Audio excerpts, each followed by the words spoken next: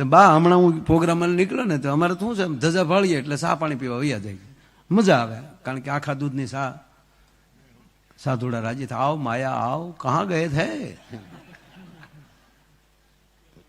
મજા આવે. હું ખરેખર બાપુ, હું રસ્તે મને ચા પીવાનું મન થાય તો એ ઝૂંપડી જ ગોતી લો.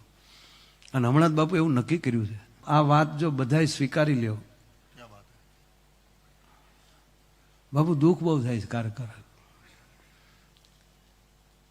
આ માળા તો વેચાતી મળી જાય, બેરખોય વેચાતો મળી જાય, ચંદને વેચાતું મળી જાય, પણ હિન્દુનો પરિચય શું? હું હિન્દુ છું એનો પરિચય શું?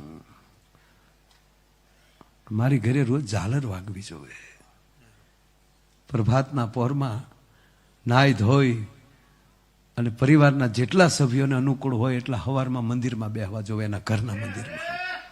આ પગે લાગીને કહું, મારા બાપ, તમારા દીકરા તરીકે આ સંતો વતી તમારી સામો ભીખ માગું છું. કેટલા ઘર એવા, તમારા ઈષ્ટદેવનો શ્લોક આવડવો જોઈએ, તમારી કુળદેવીનો શ્લોક આવડવો જોઈએ, તમારા સદગુરુની સ્તુતિ આવડવી જોઈએ. કપૂર ગૌરમ કરુણાવતારમ સંસાર સારમ ભુજગેન્દ્રહારમ સદા વસંતમ હૃદયારવિંદે ભવમ ભવાની સહિતમ નમામિ. મંગલમ ભગવાન વિષ્ણુ મંગલમ ગરુડધજલમ મંગલમ પુંડરીકાષ્ટમ મંગલાય તનોહરી સર્વ મંગલ માંગલ્ય શિવે સર્વાર્થ સાધિકે શરણે ત્રંબકે ગૌરી નારાયણી નમસ્તુતે કરીને એક આરતીનો આટો મારી લેજો. અને 6 મહિનામાં તમારી પેઢીની ઉન્નતિ ન થાય તો માયો આયર ગાવાનું બંધ કરી દે ભલામણ.